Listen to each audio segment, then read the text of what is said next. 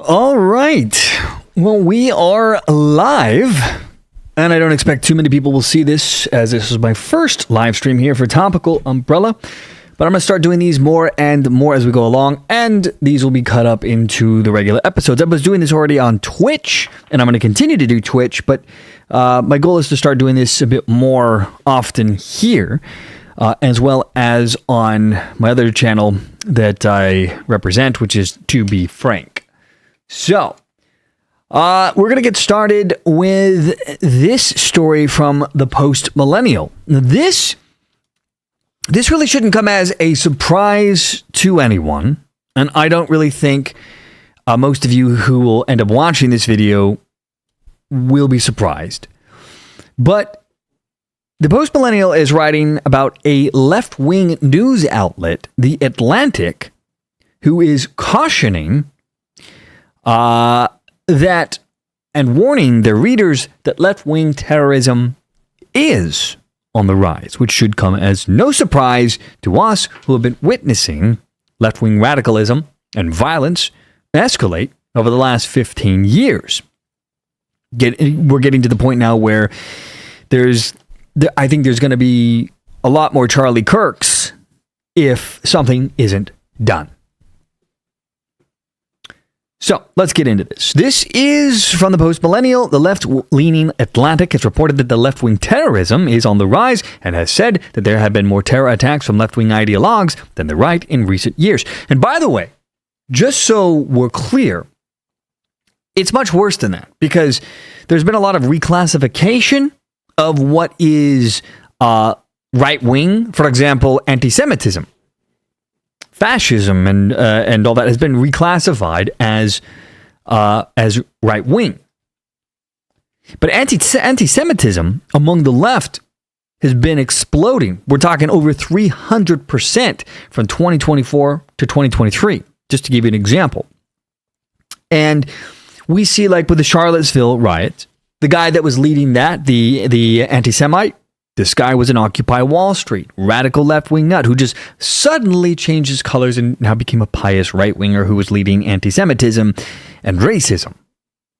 It's not a common thing for the right, especially anti-Semitism. Most people on the right, or a lot of them, not most, but a lot of right-wingers have, for example, backgrounds that would be more biblical, and Protestant Christians tend to have a more positive view of Jews in general.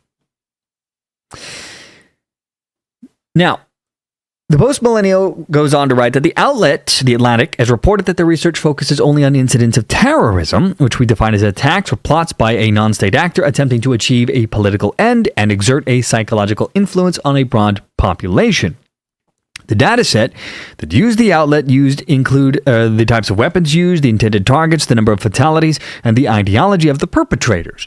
The report cited the election of Donald Trump as the marker for a rising tide of left-wing violence, but also tried to downplay the amount of violence from the left that has taken place. And by the way, that is also a lie. BLM, the hate group BLM, and the hate group and now terrorist group Antifa were there before Donald Trump. Donald Trump, part of the reason why he's president today is because of the hate groups Antifa and BLM. They created a situation that was untenable. Couple that with mass illegal immigration, and people had had enough.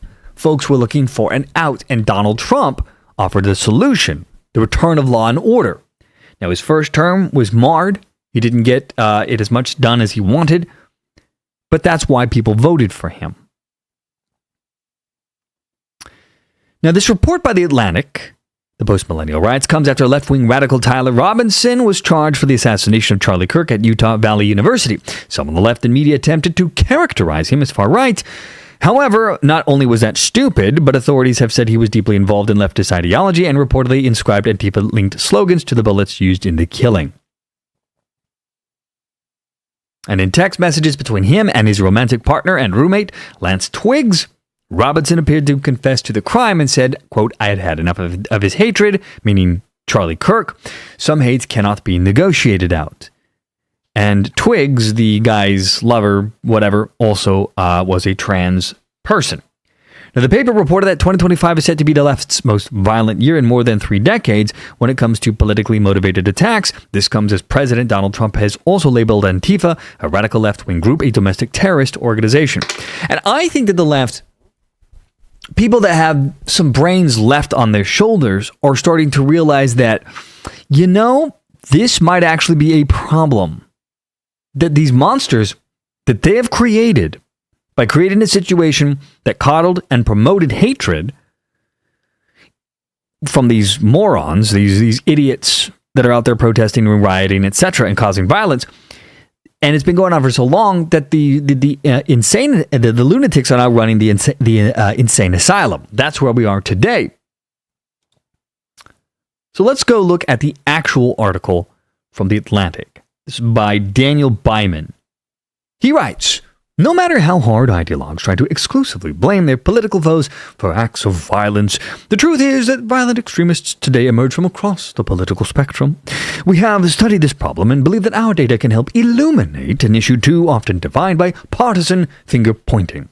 As part of a study to be published this week by the Center for Strategic and International Studies, we compiled and analyzed a data set of 750 attacks and plots in the United States from January 1st of 1994 to July 4th of 2025.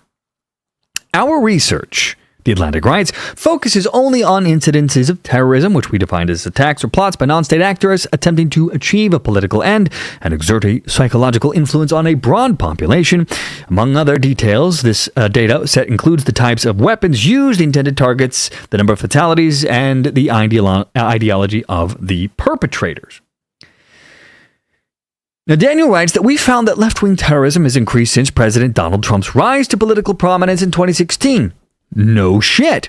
Indeed, 2025 marks the first time in more than 30 years that left-wing attacks outnumbered those from the far right. And that is patently absurd. And again, as I was mentioning earlier, they reclassify a lot of these political radicals as right-wing. They find ways to try and label them. Like the Charlottesville guy. Absolutely left-wing, magically turns into a right-wing conservative, and that's how they try to blame Republicans, blame the right.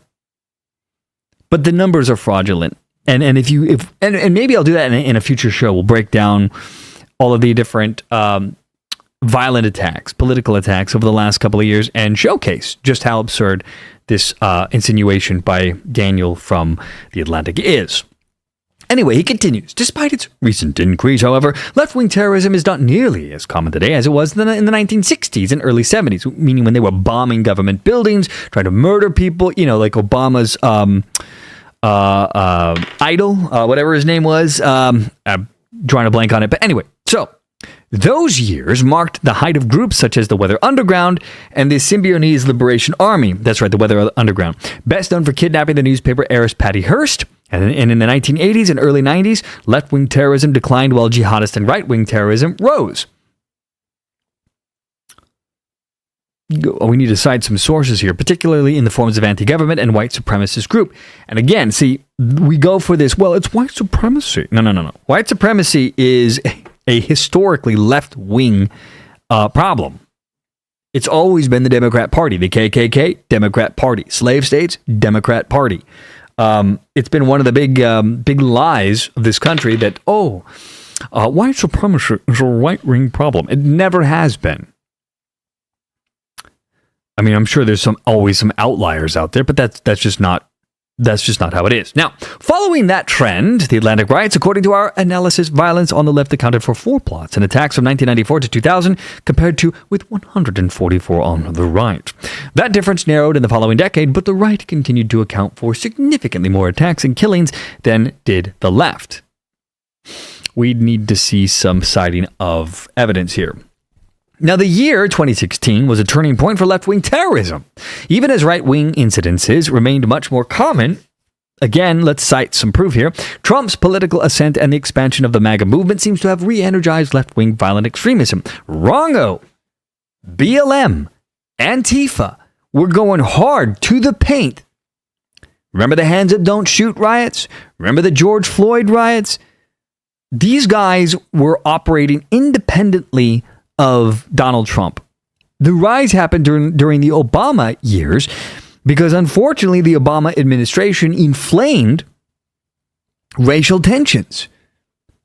He inadvertently, or possibly on purpose, depending on, I guess, how you view it, got rid of decades worth of coming together between all the different races here in the U.S. You know, back in the 90s, it was a big deal to not see color. And of course, today, not seeing color is now seen as racist. Anyway, let's continue with this article. Trump's political ascent. Let's see. Where was it? Yeah. Trump's political ascent and the expansion of the MAGA movement seemed to have re-energized left-wing violent extremism, which accounted for the 37 incidents from 2016 to 2024, most of them motivated by either anti-government or partisan sentiment. By July 4th of this year, far-left extremists had already been responsible for 5 terrorist attacks and plots, putting 2025 on pace to be the left's most violent year in more than 3 decades. Hey, Gunmetal, welcome to the much smaller channel, but I will absolutely be spending more time here as we go forward. This is my personal project, and to be frank, I have a 50-50 split with the guy that owns Trial Sites. So I've started doing this before, to be frank, and I've neglected this to focus on the other channel. Let's see. Now, on July 4th, The Atlantic writes, for example, law enforcement officials say that an assailant shot and wounded a police officer who was responding to reports of a disturbance at U.S. Immigration and Customs Enforcement detention facility in Texas. Meanwhile, another alleged assailant fired at ICE correctional officers, and authorities apprehended 14 suspects who now face federal charges, including attempted murder of federal officers and firearm-related offenses. Details about Kirk's alleged killer are still emerging. No, they're not. But preliminary evidence indicates that he had left-wing motivations, no shit, and could add to this year's tally. It will. Now, in many cases, this left-wing rag writes, categorizing the ideology of a perpetrator is difficult. It's really not, if not impossible. Some extremists pick from a salad bar of ideologies, as the former FBI director Christopher Wray once said, many of which don't fit the traditional right-left dichotomy. See, again, this is some complete bullshit coming from at The Atlantic. There are wide berths of what is right-wing and what is left-wing. Now, you might have someone who might have an occasional, bent to the right or bent to the left, but they're going to have an overwhelming point of view, a POV. And we can see this track for the last 10 to 15 years. You can't tell. What a ridiculous thing. Now, in other instances, such as the 2011 shooting of Democrat Representative Gabby Giffords, the perpetrators' beliefs are so muddled that even calling them political exaggerates their coherence. Oh, no, it doesn't. What kind of crack is this? Despite the fact that the target is a political figure. No, it's not. Let's see. I got out of curiosity, did you get the salad bar ideology analogy from Big Trouble? Oh, God, that was such a good movie. Man, I haven't seen that movie in ages. No, but let's just give that movie credit anyway. Great film. Let's see. Now, The Atlantic goes on to write that a major shift in politics, however, can cause the losing side to become more combative. Just as Trump's election led to a rise in left-wing violence, President Barack Obama's election corresponded with a surge of violence from the right. From 2009 to 2016, right-wing extremists were responsible for 106 terror attacks and plots, nearly double the 58 right-wing incidents that occurred in the 8 years prior. These tend to be more lethal than left-wing attacks. What a bunch of crack. Which generally target specific individuals. How many people did BLM end up killing during their massive riots and protests? During the hands up, don't shoot. During the, George Floyd incidents. What do you mean, right-wing attacks? Like, I didn't hear about 106 terrorist attacks by right-wing radicals. Okay? We're going to have to fact-check this when their data comes out. I got to see. Anyway, they go on to say that these tend to be more lethal than left-wing attacks, which generally target specific individuals, such as the murder of United Healthcare CEO Brian Thompson last year, or the assassination attempt on Trump at his West Palm Beach golf course. Right-wing extremists, by contrast, are more likely to target whole groups. In the past decade in the United States, 36 left-wing attacks have killed 13 people, whereas 152 right-wing attacks have killed 112. Now that I just don't believe. Let me pull this up here. Let's see here. I want to see where they're getting this data because this sounds like a crock.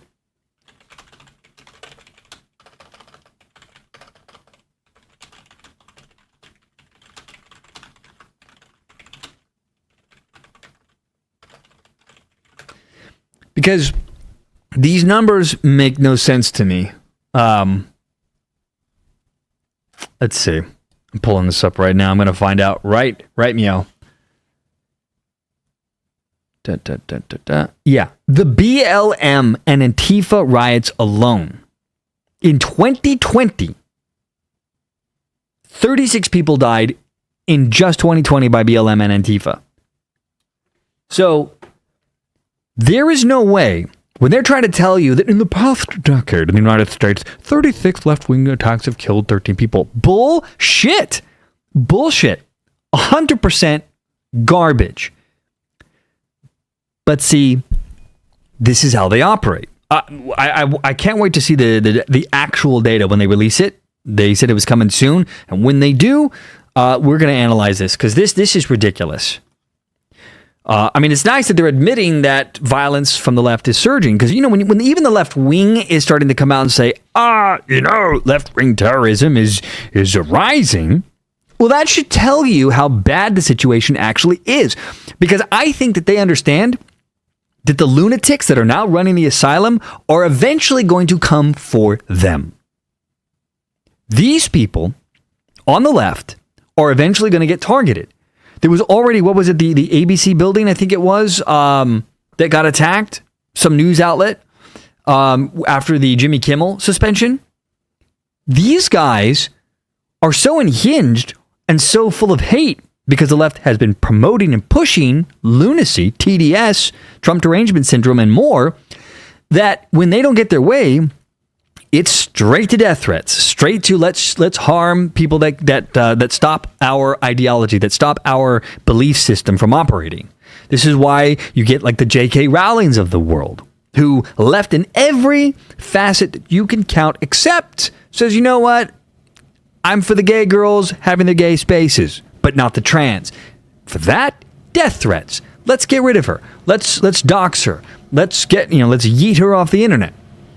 And this kind of stuff has been coddled for far too long. Anyway, let's see. Now, they try to say that this year, violence on the right has plummeted. Only one right-wing terrorist incident occurred in the first 6 months of 2025. The June assassination of the Minnesota State Legislature, Melissa Hortman and her husband. This extraordinary drop-off is too recent to allow for any definitive explanations, and the number of terror incidents often fluctuates over short periods. But Trump's re-election could be the key factor. His victory deflated election conspiracies that once motivated many of these extremists. And since then, Donald Trump has taken a maximal approach on some of the right's highest priority issues, particularly immigration. And Enrique Tarrio, the former Proud Boys leader and a convicted seditionist whom Trump pardoned, recently summed up the president's potential psychological effect on the violent far right, saying, "We won, we got what we wanted." Now, under Trump, right-wing extremists may feel less needs to mobilize because they sense that their interests are already being taken care of. But Kirk's death could change this calculus. Yeah, you keep on killing right-wing people, you keep on forcing violence on these people, and at some point, you might get the right hitting back. Yeah, I think that Charlie Kirk could very well be a bellwether, and I think it really depends on what happens next. If we see a serious crackdown on radical leftism, if we see the Trump administration, now that they've categorized Antifa as a terrorist organization, if we see them go after them, and if we see arrests, if we see dark money that's been funding them get exposed, and those people find themselves under the long arm of the law, then I think you might see right-wing counter-violence not crop up. Because make no mistake, the right just wants to live their life in most instances. Most people on the right believe in individualism, rugged individualism, and they just want to live their lives. They want to have their families, they want to make their babies, they want to pass on their genes to the next generation. They're not out there protesting and rioting. That's just not a right-wing thing that happens very often unless they feel they have no choice. And killing right-wing leaders would definitely, I think, be a cause for serious alarm there. Anyway, The Atlantic goes on to say that conservatives, including members of Congress and online influencers, have used the assassination to support the contention that the left is engaged in war. What do you mean they're using this? They're pointing out that the left is engaging in a war. Because they are. And it's been going on during the Biden years. They were waging a war. Can't pass on the superior genes anymore. Oh, yeah. Well, they lost the plot when you had, the gargantuas taking over the beauty industry. That was the end of good genes, I guess. Now, this sort of rhetoric, the Atlantic goes on to write, could encourage right-wing vigilantism or a government crackdown on left-leaning organizations, which in turn could inflame left-wing extremism and pose a grave threat to free speech. I hate to break it to the Atlantic, but left-wing extremism is already at an all-time high in this country. I think probably the closest we've ever been to this point would be right around the time of the Civil War, when people were getting killed left and right. Now, exaggerated rhetoric across party lines also helps explain why both Republicans and Democrats believe that more than 40% of the other side supports murder if it serves their political interests. Bullshit again. All you have to do is go to Twitter, go to Blue Sky, and you will see hundreds of thousands of accounts celebrating murder and death of political opponents. This isn't an ethereal dream of what's happening on the other side. You can see it in real time, in 4K, what these sons of bitches are saying about Charlie Kirk, about Republicans, about Donald Trump. It's in your face. It's everywhere. Even if you weren't a political wonk and you didn't have political news in your feed, you would still get it. You would still get these radical lunatics showing up in your feed celebrating, calling for more deaths. It was that prevalent. This is the game changer. You can't hide behind, well, each side says, shut the hell up. Are there radicals? Are there fringe radicals on both sides? Yes. Is it overwhelmingly leftist? Oh, that's a hell yes. Now, in reality, the Atlantic tries to convince us less than 4% of Americans support partisan violence. That would be a very big 4% of the Democrat Party if that's true. I don't think 4% is real here. I mean, I get that, X and Blue Sky is not real life. But I don't know. I really don't believe that 4% number. That 4% of Americans support partisan violence such as assault or arson, let alone murder. I'm sorry. I think that's complete and utter garbage. No, even that number is too high, of course, The Atlantic goes on to say, placating us, but it would surely drop if partisans stopped misconstruing their opponents. Maybe the left should stop saying Trump is Hitler, Trump is Orange Man bad, Nazi, Nazi, Nazi. Maybe they should stop saying that the end of the country is nigh and that we just have to do something about it. Just saying. Though actually staunching political violence will require America's leaders to commit to fighting all forms of extremism, not just those associated with their opponents. Really, Atlantic? The Trump administration has prioritized combating the rise of left-wing terrorism, but not right-wing terrorism. Well, you yourself pointed out that so-called right-wing terrorism has dramatically dropped off on its own. And he himself has been freaking shot at. I mean, what do you want the guy to do? I'll tell you right now, if I'm sitting there and I'm getting shot at and I became president and there was someone trying to assassinate me and it's my left-wing opponents that are promoting it, calling me a Nazi, saying I should be stopped at all costs, and seeing all these tens of thousands or hundreds of thousands of accounts online calling for my murder, you don't think I'm going to focus on that first? And when your friend, because Charlie Kirk was a friend to Donald Trump, he was a friend to J.D. Vance, he's dead. The guy got killed. Yeah, you don't think he's not going to focus on these SOBs that are trying to kill him? Color me not surprised. Oh no, he's only focusing on left-wing terrorism. The fuck are these idiots thinking? Now, I get it. They're a political rag, left-wing rag, and they're writing to their readers. But still, how do you not see this? I mean, this is in your face, slapping you repeatedly over and over again, trying to wake you the hell up, saying, hey, stupid, wake up.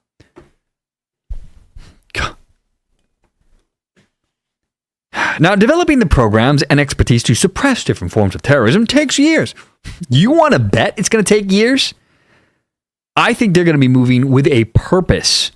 I think you're going to see the Trump administration ramp this up so fast your head's going to spin, because he knows he only has 3.5 years to get everything he wants done. Why do you think there's been all these executive orders flooding the system? He learned from his first term. He learned about political activism in the judiciary. He learned that his political allies were going to sabotage him, as they did in his first term. So he is going balls to the wall here to obliterate his enemies. At least that's my humble opinion.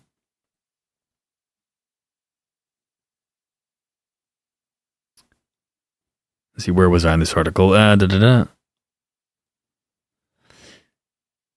Now, condemning all political violence, they go on to write, especially when it emanates from one's own side or targets one's opponent, is also an important means of breaking the cycle of distrust. Right. Many prominent Democrats have done this since Kirk's shoot. No, they are running cover for themselves because they understand that they are in deep shit, that they have been promoting violence, and that these idiots are going insane and crazy at horrifying numbers. They know that they are on the verge of a massive crackdown, so yeah, left-wing leaders are like, oh, we condemn all political violence. Now, The Atlantic acknowledges that many Republicans, after the assassination of Hortman and the attack on Paul Pelosi in 2022, also did the same thing, because that's par for the course for the right. Still, both sides need to improve, as evidenced by some left-wing celebrations of Luigi Mangione, the alleged killer of Thompson, the healthcare executive, and the failure of some conservative leaders to expressly condemn white supremacists, Hortman's assassin, and other violent extremists. Of course, they neglected to mention the massive, overwhelming celebration of the Charlie Kirk murder. Thank you very much, Atlantic. Now, Utah Governor Spencer Cox has served as a model in unequivocally denouncing extremists, which make them outcasts instead of heroes. Cox described Kirk's killing as, quote, an attack on all of us, and he offered a simple exhortation that would benefit both sides, particularly in moments like these when violence can spiral. Disagree better. Oh my God, are you... Disagree better. Okay, yeah, the The right-wing party in Utah hates Governor Cox and his Disagree Better, which is a statewide joke in Utah. So there you go. That is the Atlantic. And I'll tell you, as I was saying at the top of the show, that this, I mean, it has to be bad for a left-wing rag to actually report on this. Because just from 2023 to 2024, anti-Semitism from the left exploded by 325%.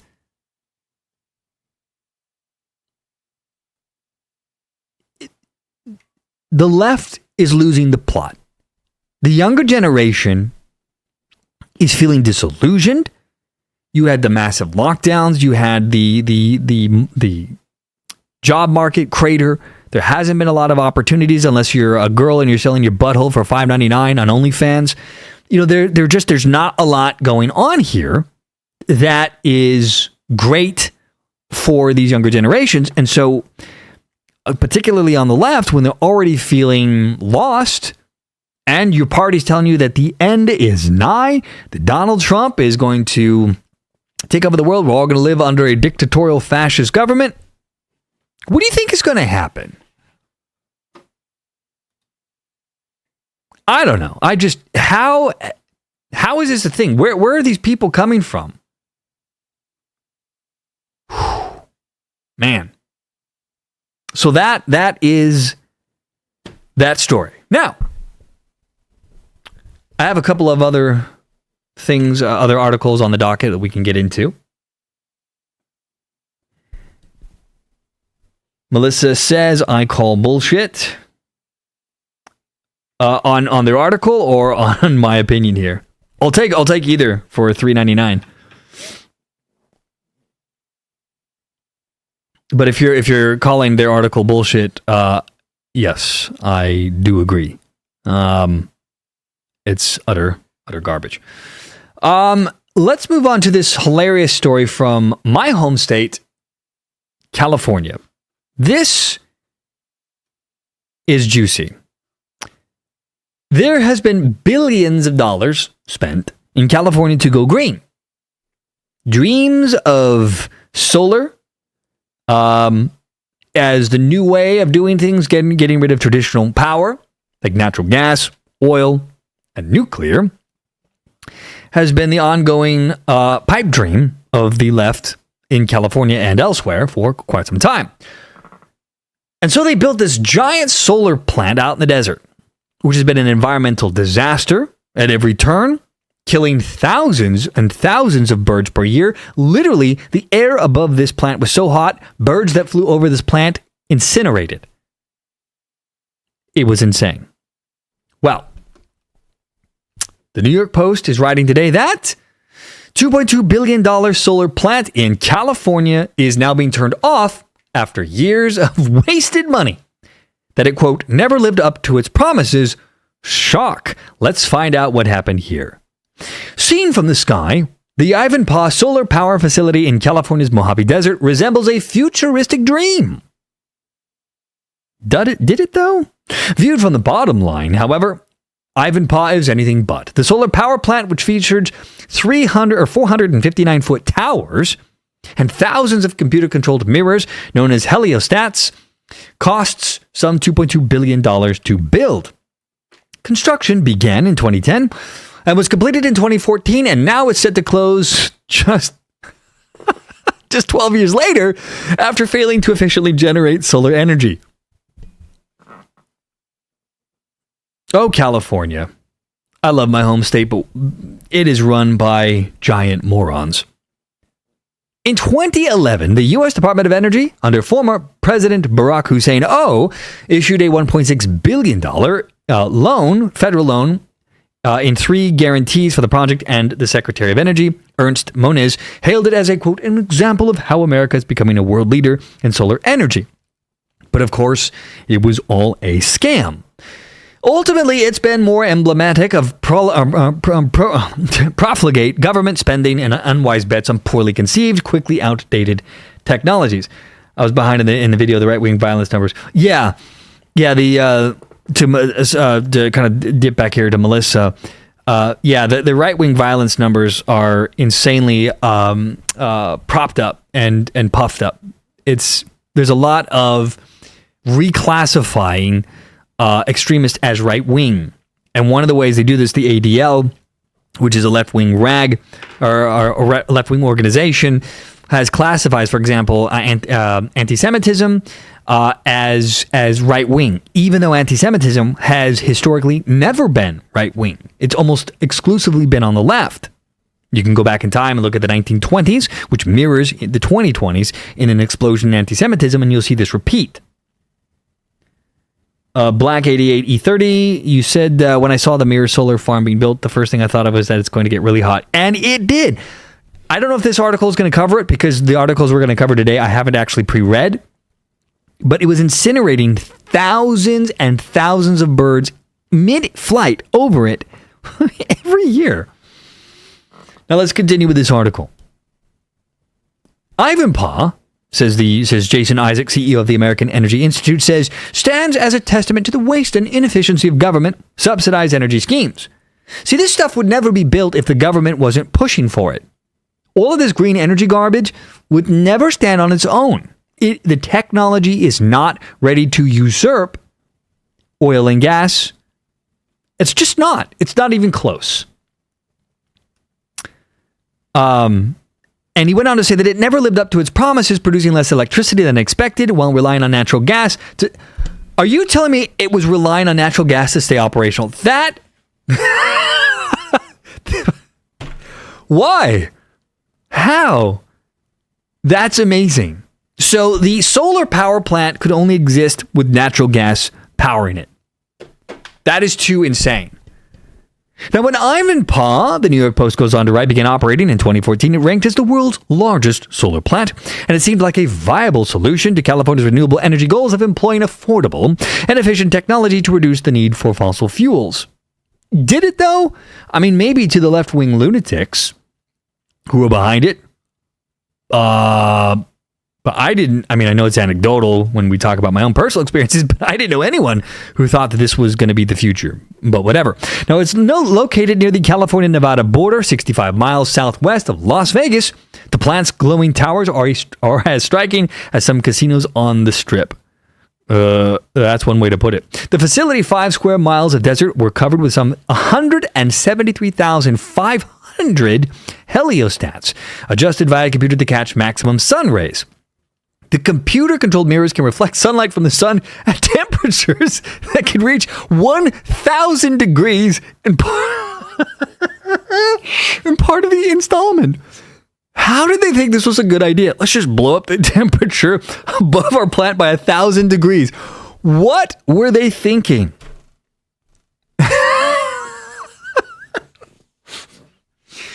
Oh my God. Okay, that is... Wow, that is too good. Let's continue.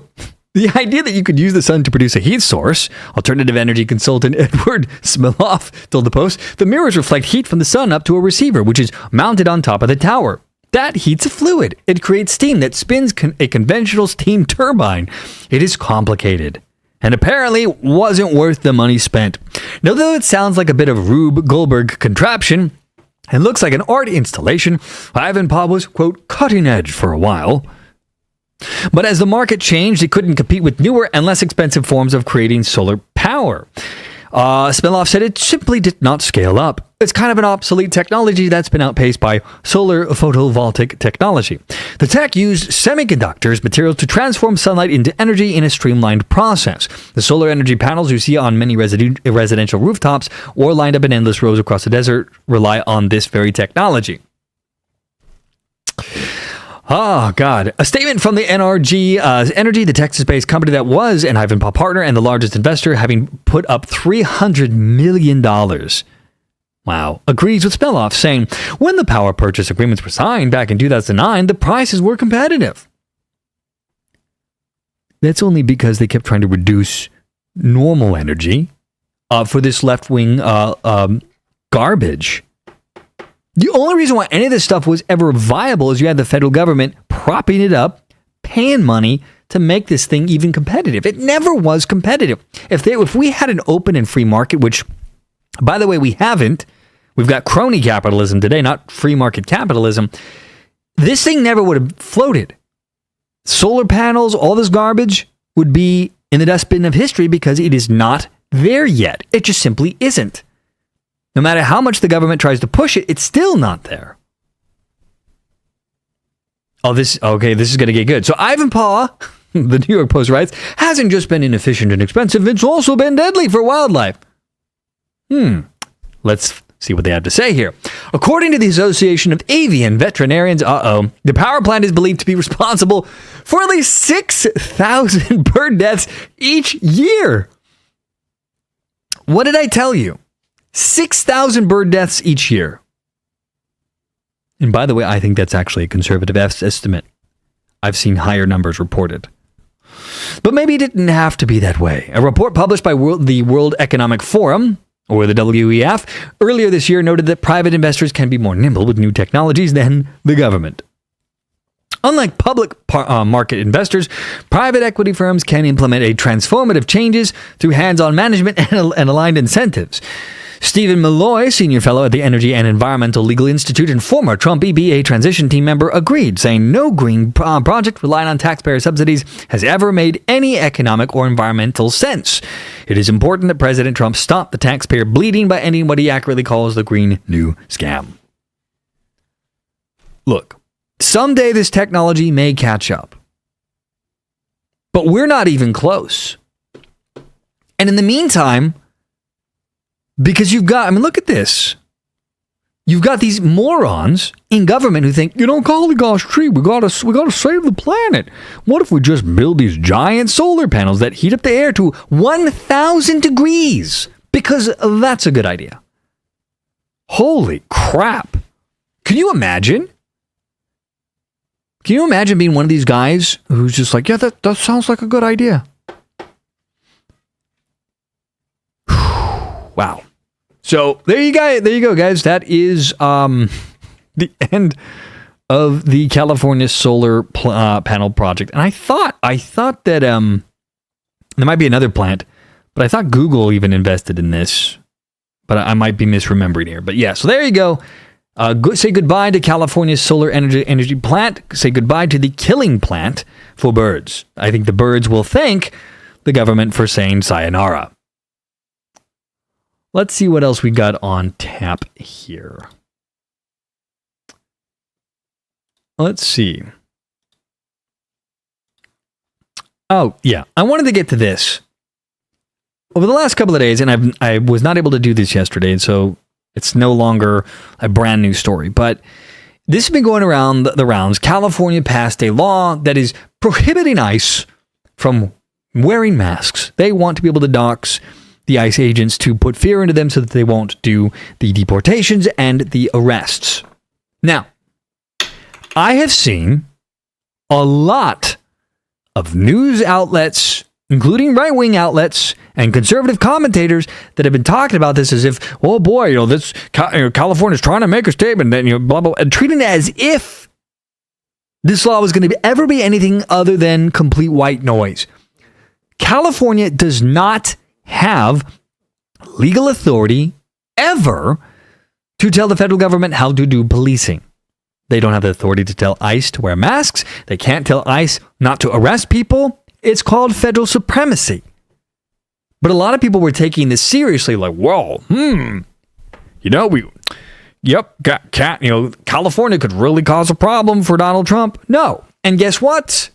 The Department of Homeland Security is saying, nope, ICE will not comply with California's stupid ban on agents wearing masks. This is by The Hill, a left-wing news outlet. The Department of Homeland Security, they write, said Monday that it would not follow California's new law banning its agents from covering their faces during enforcement operations. They said, to be clear, we will not comply with California Governor Gavin Newsom's unconstitutional mask ban on X on Monday. The DHS suggested the masks provided protection for U.S. Immigration and Customs Enforcement agents, which it does from the radical lunatic lefts, which we just talked about how there's been a massive explosion in violence from the left. So, yeah, they got a mask up. And in fact, The DHS said in a statement that at the time, the law enforcement the ICE law enforcement faces a 1,000% increase in assaults, and their family members were being doxxed and targeted. And they noted that the sitting governor of California signed an unconstitutional legislation that strips law enforcement of protections in a disgusting, diabolical fundraising and PR stunt. Because make no mistake, if California were to actually try to enforce this ridiculous, stupid law, it would immediately get thrown out. He's doing this because there's a lot of low information people that, on the left, that don't understand the Constitution. They don't understand anything. They go, oh, Governor Gavin Newsom's fighting against terrorism. I don't know why that's the accent I chose, but there you go. Now Newsom, gruesome Newsom of California, a possible 2028 presidential contender, signed a first of its kind bill on Saturday banning ICE agents from wearing masks while operating in the state. By the way, complete side note here about the Hill. The idea that we're even talking about 2028 is ridiculous and absurd because this is years away. I don't even know if Newsom's going to be running. He may not even be a competitor. His state sucks. Their economy sucks. They have a massive homeless problem. Crime is out of control because they, for a while there, although they are now repealing it, they were allowing all theft under up to $1,000, so $999.99 would only ever be classified as a misdemeanor. So the cops wouldn't even arrest you. This is the state that has been giving illegal aliens driver's licenses and identification cards, which is why, by the way, we have real ID now in this country, because states like California and New York were giving legal driver's licenses to non-citizens as a way to protect them from ICE. And of course, that was a problem. You can't have illegal aliens flying around on planes in your country when you don't know who the hell they are. Thank you, California. Thank you, New York. My personal opinion here, I don't even know if we're going to see Gavin Newsom even make a play to become president in 2028. It might look that way now, but you've got 3.5 years to go. Anything can happen. And I think he's overplaying his hand right now. He's coming across as annoying and weird. And yeah, no. And Black88 says, I think I kind of want to see California try to enforce that law. Man, if they tried, can you imagine? I mean, what cop is going to be stupid enough to try to get in there and say, you have to take this mask off? I could see politicians saying, we are going to enforce the law, but actual police officers trying to do something about it. I think you're more likely going to see citizens in California try to come up to ICE agents and say, you're ordered to take this off. I would wager that that's a more likely reality than the other way around. Now, let's see. Gavin Newsom had said that ICE agents would no longer be hidden from accountability, again, talking out of his ass because the state has no power over the federal government, and arguing that his mask law would prevent, that masks would prevent transparency for citizens and hinder, quote, oversight. And he said, that's Trump's America. That's not the America we've grown up in. And so we're pushing back. And he made those remarks at a local high school. Why that matters, who knows? But the Hill decided to include that. Now, the Trump administration, they sum up their article, their crackdown on illegal immigration has hit California especially hard, where 27% of the residents are born outside of the country. Holy moly. Because you have nearly 40 million people. That means you're talking about 10 million people, more than 10 million people in California are not Americans. That's a alarming statistic. Holy crap, I didn't know it was that bad. I mean, I knew it was bad, but geez. Now the DHS has said 5,000 immigrants living in the U.S. illegally were arrested in Los Angeles from June to August. And Newsom's office did not respond to an immediate request for comment. And by the way, there's been over 1.5 million illegal aliens that have now self-deported since Trump got into power. And I'm pretty certain a pretty large chunk of them were also in California. Because during those raids, people were packing up. And I've driven through LA since the ICE sweeps. And let me tell you, traffic is noticeably lighter in California right now. So who knows? But yeah, there you go. So that's the That's this little news article, this little gem that I wanted to get into because, oh my God, it was such a stupid story. And so many news networks, including the 5 on Fox, was talking about it as if this was going to be a fight. It's not. There's no way that the state can enforce this, and they know it. It's just a political ruse, and I think it's disingenuous for conservative commentators and right-wing news outlets to try and treat this as if it's anything other than complete garbage. The law will immediately get thrown out if they ever try to enforce it. So, yeah. Well, let's see. If you guys want to keep going, I can. I got a couple other potential stories we can talk about. I do have this story I kind of briefly looked at. This OF mama from Australia is having a problem now that people are going after her, and she's worried about her kid finding out that she sells her booty hole for $3.99 online.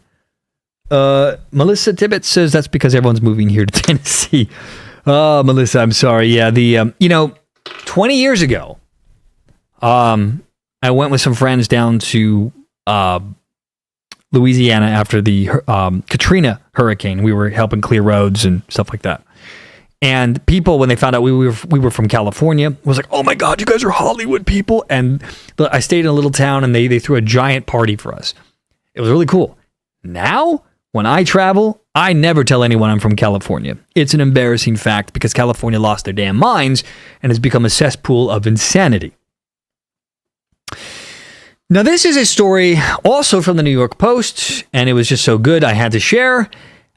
It says, Australian mother exposed as sex worker to son. Mom, do you have OnlyFans? That is not a question you want your child to ask you.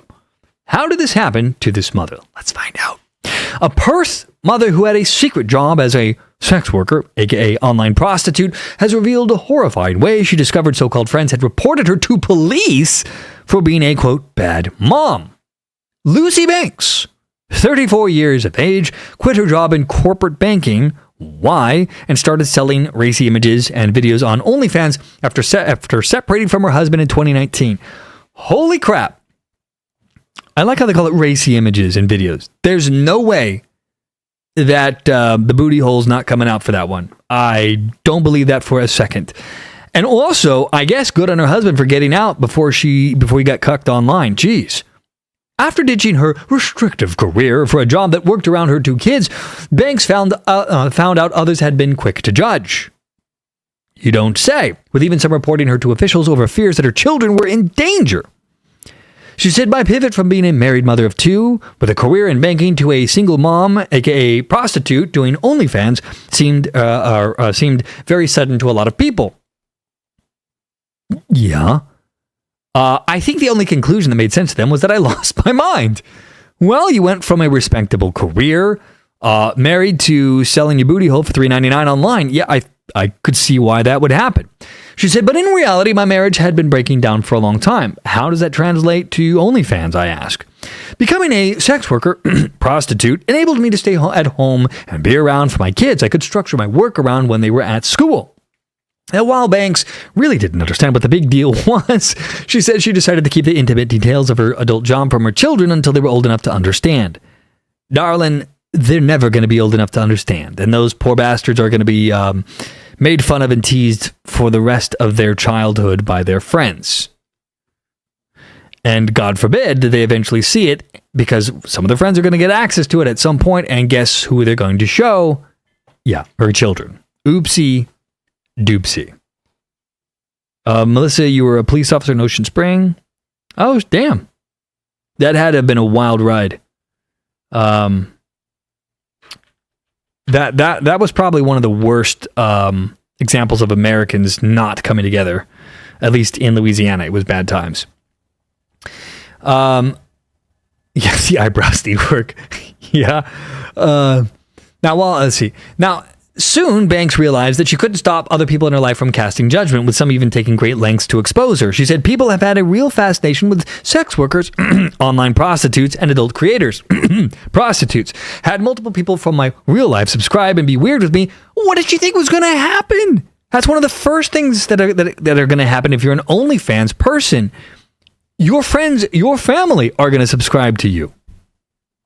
Say goodbye to whatever privacy you might have ever had if you're going to show your booty hole online. She said they would feed me facts about my life to scare me and show that they actually knew me. I also had people screenshot my content and send it around. Yup, that was bound to happen. She said that despite making a huge effort to keep her work and personal life separate, those who were offended by her new job reported her to various authorities claiming she was a terrible mother. These people were calling my kids' schools, the police, and child protection. It was overwhelming at some points, and it made me extremely skeptical about who I could trust. It almost sounds like there's something else to the story. That does seem like a bit over-the-top reaction. I don't know. Now, she said, being a mother is such an intrinsic part of me. It's everything. As much as being accused of being a bad mother really stung, it was awful. I quickly snapped out of it.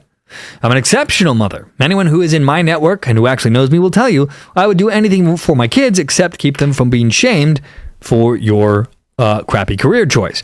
Now, after one particularly concerning encounter with a subscriber, Banks ended up calling police, only for the officer to reveal that he received 5 complaints about her.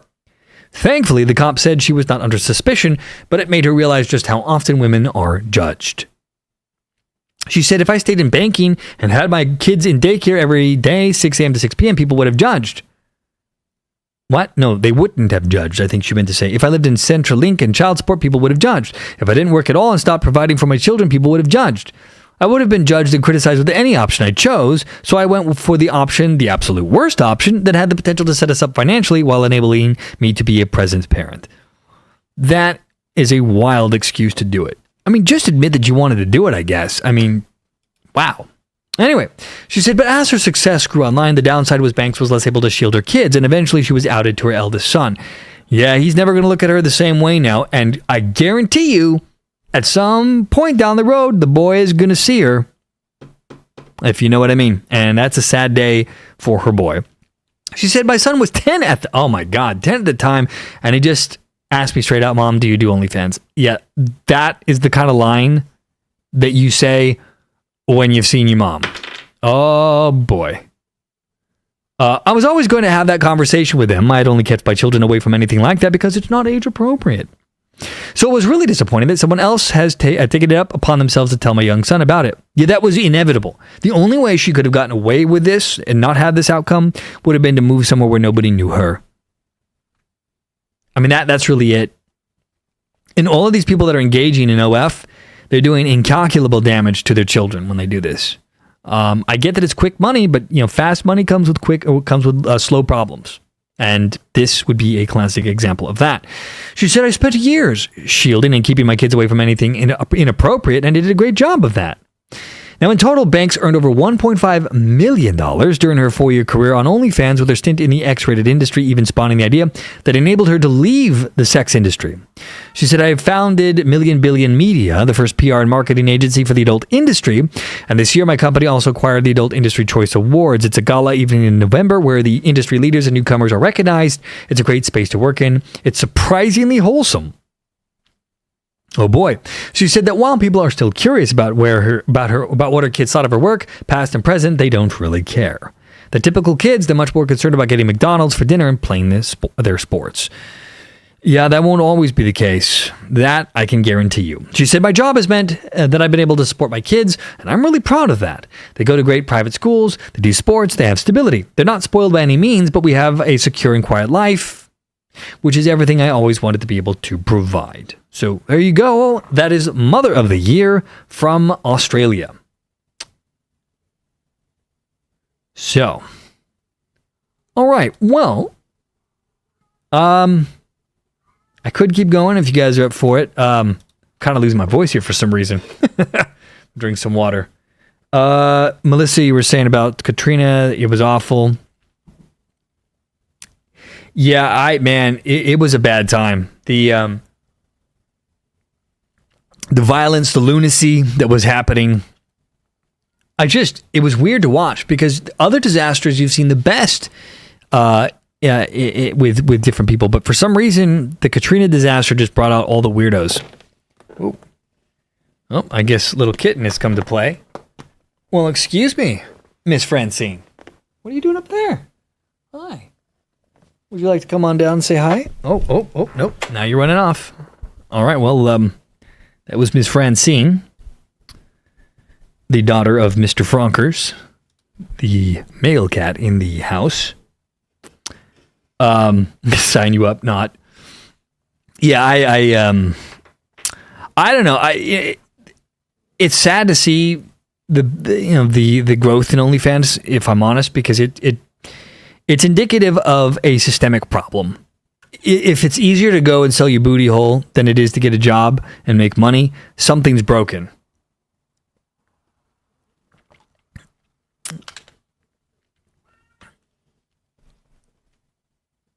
Yeah, I haven't been to Tennessee since I was a boy. And it was always nice from my experience, but, when you're a child, it's kind of hard to tell,